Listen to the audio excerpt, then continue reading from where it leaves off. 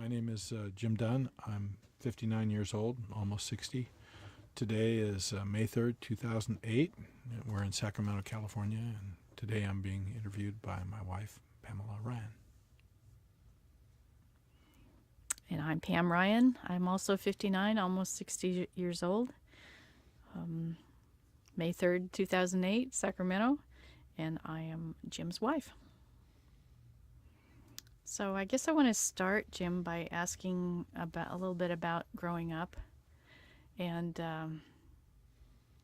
my question began when I thought about a picture we have in our bedroom.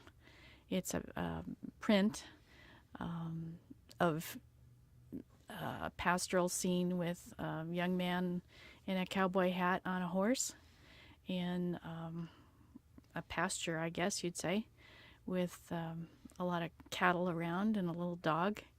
And when I first talked to you about that picture, you explained that that was you, and that was something that had been painted from a photograph, and so I was very intrigued by that. You'd already told me you had cattle ranch experience, and we both grew up in Merced County in the 1950s and 60s, but we had very different experiences. My family lived in town, and yours was in a rural part of the county.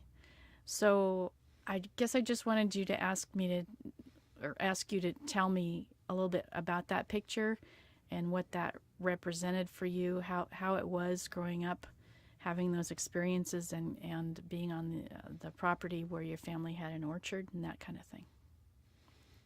Oh, okay.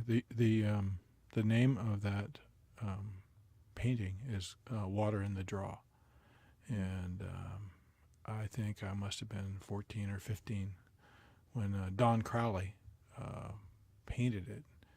He came along with me in to the cattle ranch and rode with me out into the area just to the east of Hornitos in Mariposa County, actually, and made a photograph. I don't think I ever saw the photograph, but the scene was a common one. Although there was no dog in this, the dog was his, and the other thing that was his was the you noticed in the painting, it's an Appaloosa. I never owned an Appaloosa. I had a Andalusian mare when I was growing up. I grew up on about 85 acres near Merced, corner of Arboleda and Childs, and that was where I lived. And my father had a trucking company. He also had the orchard, and he also had the ranch. And the ranch was in a little place called Cathy's Valley. And I remember it being a lot of work growing up. I remember that one of I did very well in school, and I really liked school. And one of the reasons I liked school was because I didn't have to work as hard at school as I had to work before and after school. We had 80 acres of almonds, and during the summer, late summer, usually August or September, we would do the harvest, and it was a month solid of work, and it was dawn till dusk kind of work to harvest the 80 acres. So it was hot, it was brutal. There was all kinds of interesting experiences with creatures, knocking hornets' nests out of these trees accidentally and getting stung. Anyway, and it was largely the task was largely my brother's and mine. The ranch was about 15 miles away, and that was kind of mine. That was, my father wasn't a rancher; he was just owned the ranch, and had it operated for him by a variety of people, most of whose names I can't remember. But from my earliest memories, I loved the place, and I would go there whenever I could. So.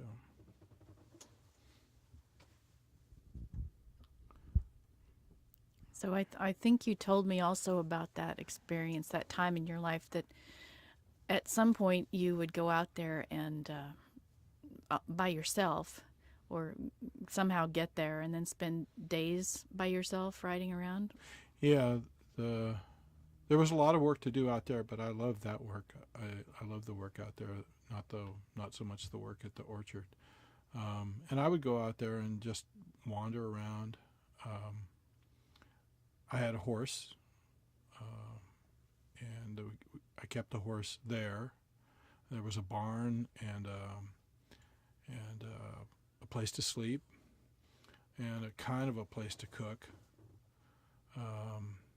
And I would find most of the time I spent out there, I didn't drive. I was too young, so I would find all kinds of ways to get out there, either my parents or the foreman or whoever, anybody that was headed that direction, I would grab a ride from, and I'd get up there and saddle up and just ride. And we owned about 3,000 acres, and adjacent to us there was about 20 some odd thousand acres of BLM land that we leased, and that's where we ran the cattle. It was all dry pasture. There was no irrigation or anything, so the cattle had to find natural water or else water in push-up dams, and there were a couple of wells. But I would ride looking for the cattle, and this was very hilly country. The land was filled with trees, mostly oak, but some cottonwood and willow, and rock, lots of rock, and very hilly. So you could be sitting in the middle of a very large area, and there could be 100 cattle around you, and you'd never see them. And you had to go into the bottom of every hole and look for them. And this time of year, spring, was the busiest time because that's when we gathered the calves and separated them, and then did the branding and castration and vaccination, and then moved the cattle, weaned the babies, and then moved them on to market. So in that picture, then what was happening? Were the cattle in the water? Yeah, the cattle were drinking water. They gather around water because it's hot in that part of the world a lot of times, and this was a shady spot. And you haven't been around cattle very much, but if there's a tree in the middle of a pasture, and it's the only tree, and there's a bunch of cattle in the pasture, they'll all be under that tree, all trying to find the shade, and that's what these cattle were doing. They were hiding from the sun, and they were enjoying the water. And I had found them, and I was letting them drink before I moved them away from there. And that's the photograph that Don Crowley made, and then made the painting from that. Mm-hmm. So that was the beginning of your love of horses too? Yes. I got my first horse, I think, when I was 7. It was given to me by a guy named Gus Franco, whose name I had not remembered for the longest time. And something else I remembered: my father was very upset when Gus gave me the horse. In fact, he wanted me to give it back. Why was that? I don't know, but I pitched a fit, and so that didn't happen. I didn't pitch many fits in those days, but I pitched a fit about that.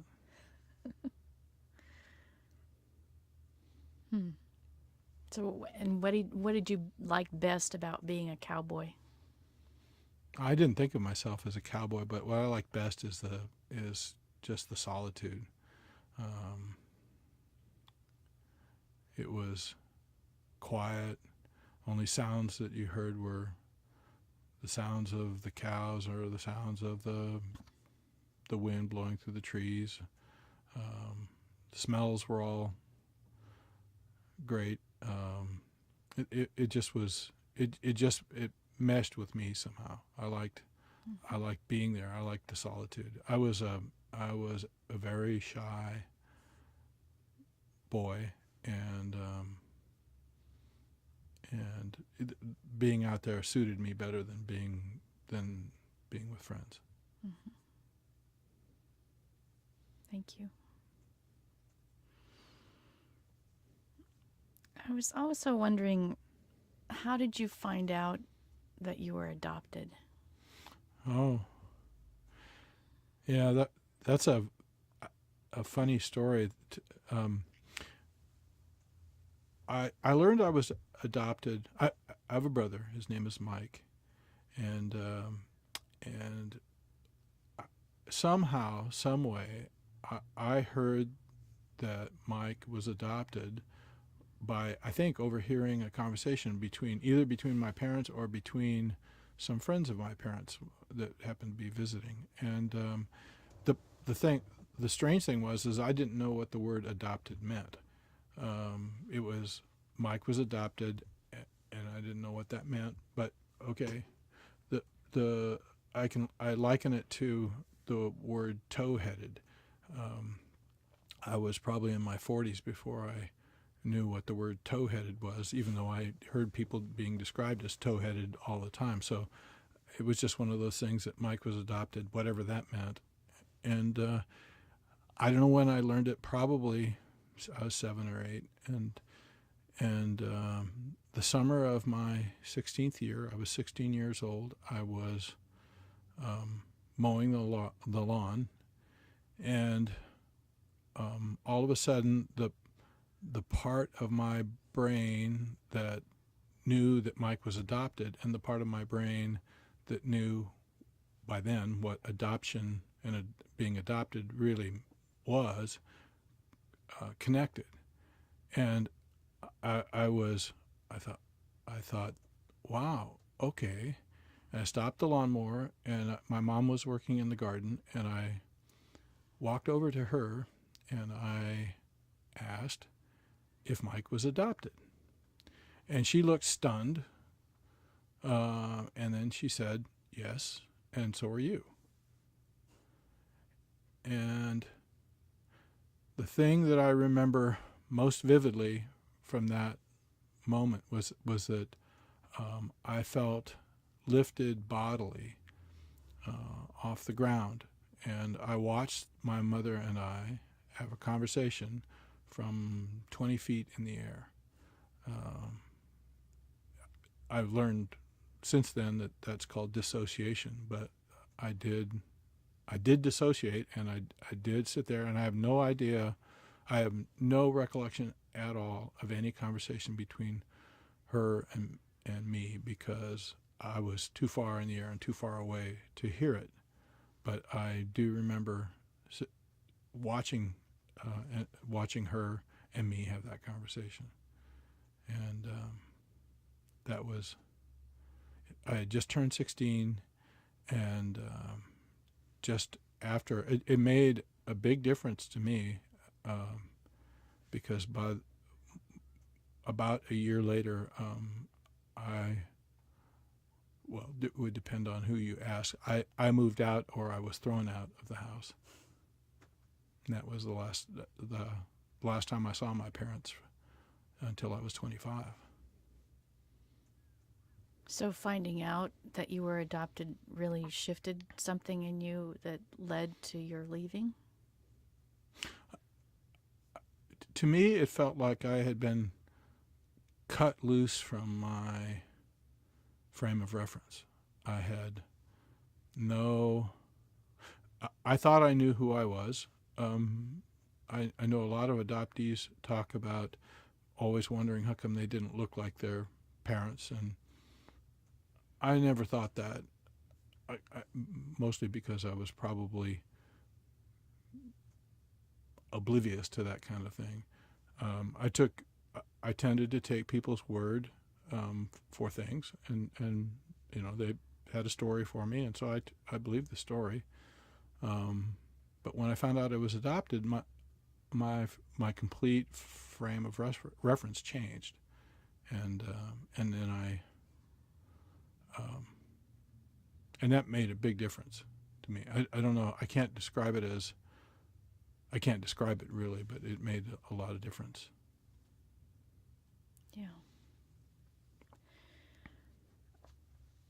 Many years later, in fact, I think it was about 3 years ago now, after you and I were together, we discovered who your birth family was, which was a very interesting process for me, just going through that with you.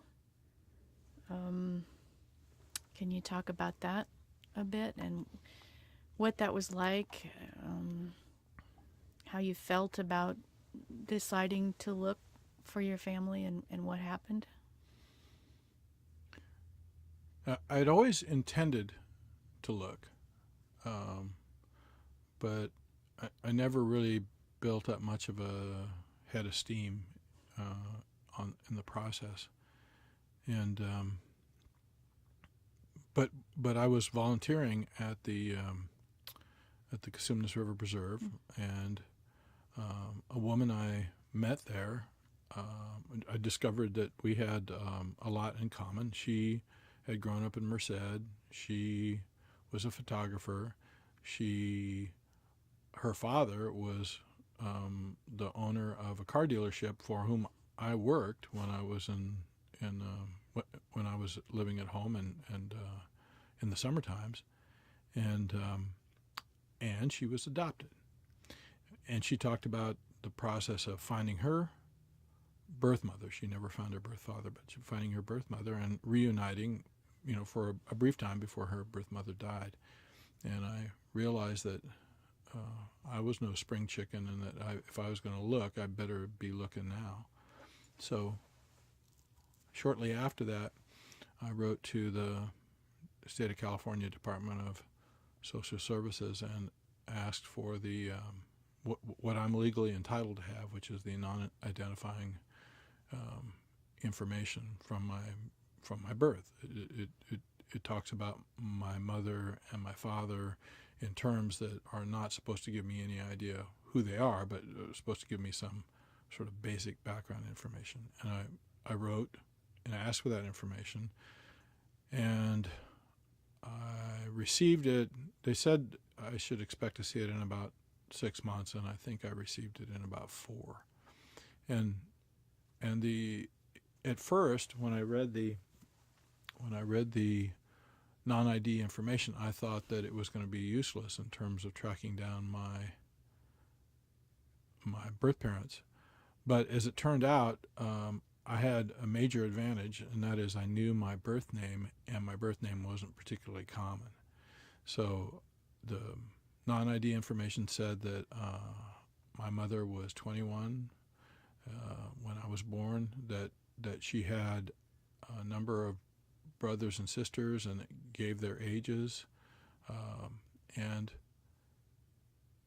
from that and from my name, I was able to go online and find birth records in California and find a woman whose name was Coop, whose parents had other children who would have been the same age as her brothers and sisters when I was born. So inside of 24 hours after I received that, I knew who my mother was, and at least what her name was before she was married.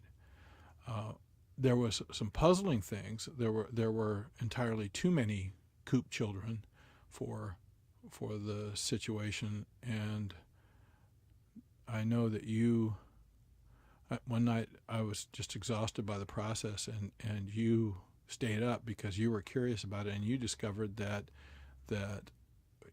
it wasn't that there was a Coop family. There were two Coop families. There was my father and mother, or no, sorry, my grandfather and grandmother, and the grandfather had a brother who was married to a sister. So it was brothers marrying sisters, and of course they were all named Coop, and there were other children from the second Coop family that sort of got pulled into the search when I did the birth record search. But you sorted that out, so you then knew how it all related.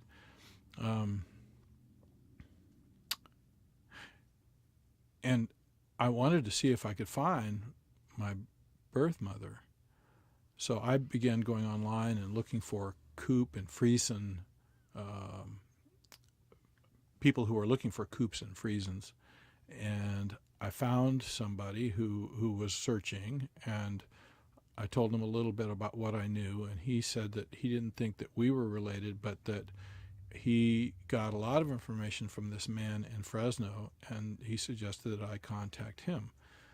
So he gave me the contact information, and I called a man named Dave Foth and told him what I was doing, who I was and what I was doing.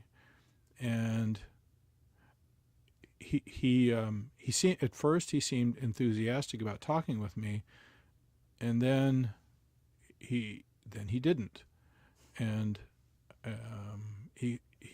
we parted on the phone clumsily, and he, as sort of the last thing he said was he said, well, us amateur genealogists like to have people's birthdays and ages and stuff, so could you tell me yours? And I did. And I don't know, I felt in the background I could hear a little bell going off, and I thought, wow, I wonder what's going on here.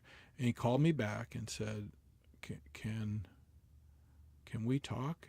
And so we scheduled a time to call, for me to call, and it was Dave and Fran. They were Dave and Fran. I called them that evening, and it turns out that they're both my cousin. So that he had kind of figured that out, but they never knew that my birth mother had ever given birth to a child out of wedlock. They knew that she'd gone into the hospital in June of 1948 to have a kidney removed, but it was not a kidney; it was a kid, and that kid was me. But the things I told them, they were absolutely convinced by the end of the conversation that I was who I said I was. And your birth name, I don't think you mentioned which. It's Robert Koop, Mm-hmm. Koop. Right. So I'm Dutch. Yeah. And there were more interesting things about that family that we found out later. Things like the grandparents were Mennonite, and the long history of many generations. Right. Dave was the family genealogist, and he had traced the family's history all the way back to the Reformation. In fact, I have 2 thick binders full of information about the family as it went from the Netherlands to Germany to Russia to Oklahoma to California. What was funny for me is that my grandparents came from Oklahoma, just like my adoptive parents came from Oklahoma. They both were in Oklahoma at about the same time before they came to California. Do you want to hear about my birth mother? Of course. Yeah. So once I found out from Dave and Fran all this genealogy, I learned that Violet Koop became Violet Davenport, And they shared with me lots of photographs, and I asked them if they had any idea who my father was. And they said, well, your father had to be Harold Davenport because that from the time that they had been married, from the time that Fran had been married the first time, that's the only person that Violet had ever had eyes for.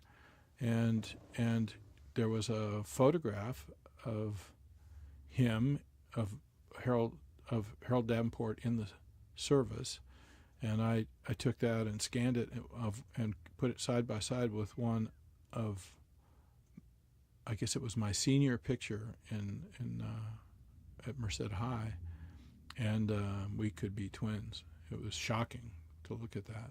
So apparently, I was born of Violet and Harold, and then they later got married and had 3 children, a son and 2 daughters. I have a brother and 2 full sisters that I've never met.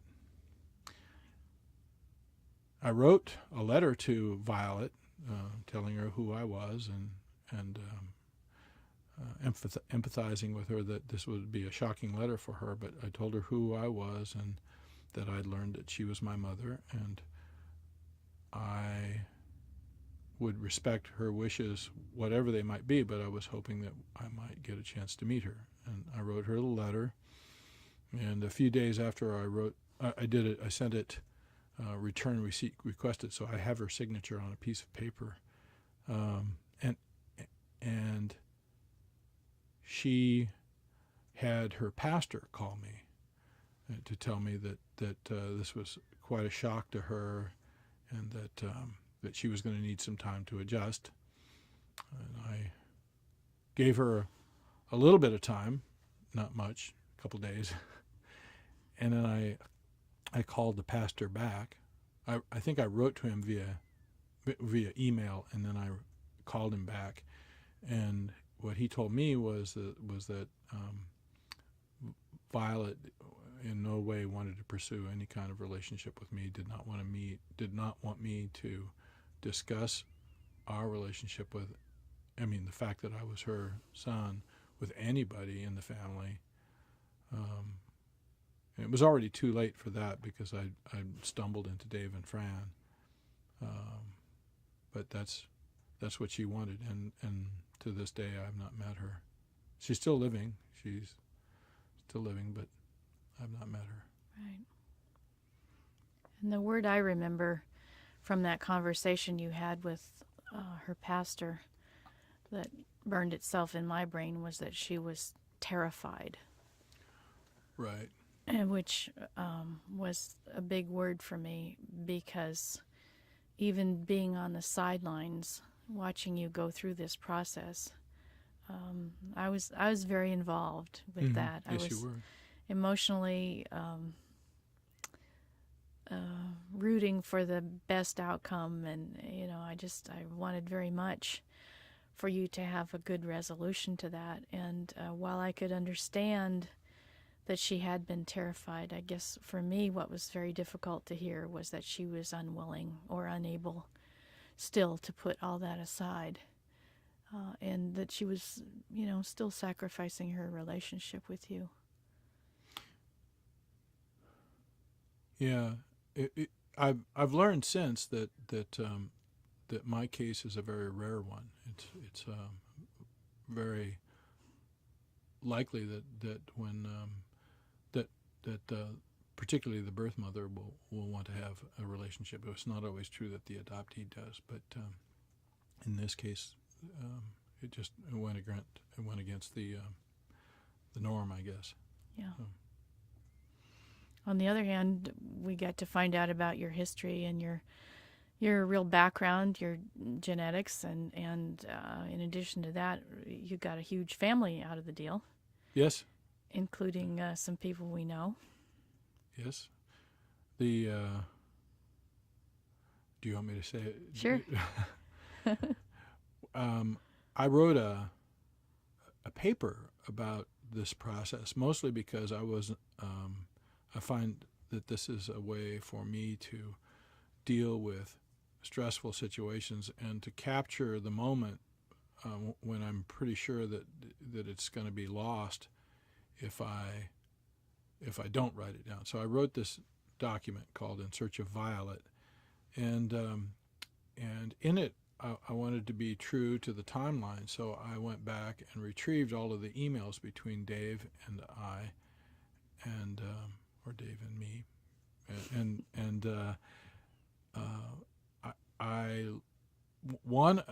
so I did a global search for his email address, and I found all of the emails between him and me and him, and an email from Pat Norman to a whole bunch of people. And Pat Norman is a friend of ours from high school. And I looked at that, and it was one of those New Year's, this is what we did last year letters with Dave's address in the to list. And I thought, what the heck, is that doing in here? So I called Dave and I said, do you know a Pat Norman? And he said, yes, Linda's your cousin. Linda is his wife. Linda's Pat's wife that we've known a long time. And they live in Grass Valley. And she's my cousin. At that point, she didn't know she was my cousin, but she was my cousin. Right.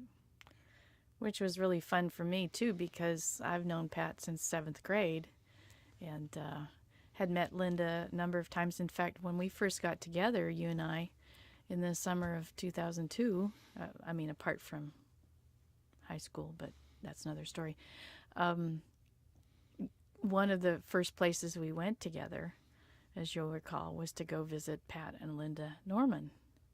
And, of course, at that time, we had no idea you were actually related to her.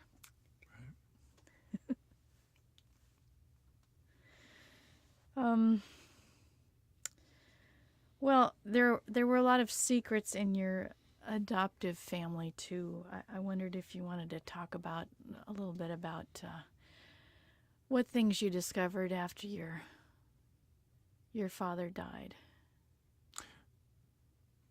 My father died in 1986, and in 1987, my mom decided to sell everything in Merced and move to Yuma, Arizona. Among the strangest decisions I've ever witnessed. But it was a decision she made. And my father, while he was alive, all of my life, was pretty much unapproachable. I never asked him a lot of questions that I wished I'd asked him, but I didn't ask him because there was some kind of a unwritten thing. It was in the air, or maybe it was communicated by my mother, but there were a bunch of things that were sort of out of bounds. Nearly anything personal was out of bounds. So I never asked any questions. I did know that he had been raised by his uncle, Uncle Frank, and Uncle Frank was a circuit riding Methodist minister. And Uncle Frank was married to Aunt Margaret, and I knew that, but that's all I knew. So on the way from driving my mom to Yuma, Arizona, I asked her why Dad had been raised by his uncle and not by his parents. And she told me that in 1923, his parents had been killed in a car crash. Seemed like a simple simple and innocent explanation for what must have happened. And I don't know why I accepted what she said as the truth, but I did once again. And that was kind of it for a while. And I would go to visit. I was living in San Diego, and I would go to visit my mom periodically, never between May and September, not in Yuma, Arizona. But one time I went over there to visit, and my cousins, Bob and Roberta, were there, and Bob and I were just chatting, and the subject of our grandfather came up, or our subject, the subject of how it was that my father came to be raised by Uncle Frank came up, and Bob was in a different family, and the lie that his parents told him was different than the lie that my parents told me, and as soon as I realized that he had a different story than I had, I knew that neither story was true, and I went home. I took a week off, and I went to Fresno, and I went to the county recorder's office, and I looked in 1923 for a death certificate for either of my grandparents, and I found one. I found the death certificate of my grandmother. Her name was Mary Catherine Dunn, and I found it in maybe the first 5 minutes of while I was in the recorder's office, and under cause of death it said gunshot wound inflicted by Homer Dunn, and Homer was my grandfather. I took the copy of the death certificate and I went across the street to the library and began looking at microfilm until I found the newspaper article, which was huge headlines in the Fresno paper about my grandfather killing my grandmother. He came home drunk. He got angry about something. He pulled out a pistol, chased my grandmother, and my father and her mother across the street to her mother's house, and then shot and killed my grandmother, and my father witnessed this thing. And in the paper there were articles about the preliminary hearing and the trial, all of which my father had to participate in, and he was 11 years old at the time. And when I first started this, it was like it was a mystery to me. That's all it was. It felt distant to me. But the more I learned, the more I realized that these were the defining moments of my father's life, and that a lot of what he was to me and a lot of what he was to everybody was explained by these moments in his life when he was 11 years old, and probably the abuse he suffered before that. And then I think you went looking for his father's information and found things about that too in San Quentin. I did, you mean? Yeah. Yes. I mean, part of the process was for me to find out what happened to my grandfather, and I traced it. I found out that he died in San Quentin, was buried in San Quentin. It was 11 or 12 years later. The trial was the prosecutor in the trial wanted the death penalty, but didn't get it. Instead, he was sentenced to life in prison in San Quentin, and then I went up there, got the death certificate, and actually saw his grave. It was a very small numbered stone. Yeah. So that was a resolution for you of a lot of different feelings and thoughts, I'm sure. Not so much a resolution. It because I didn't know to have those feelings and thoughts before. It was more the start of a bunch of wondering about, and wishes that I had been more assertive and ask my father these questions and not let him get off, with his intimidating ways. Sit him down right here, and ask him some questions that I need to have answers to. Mm-hmm. Yeah. Thank you so much.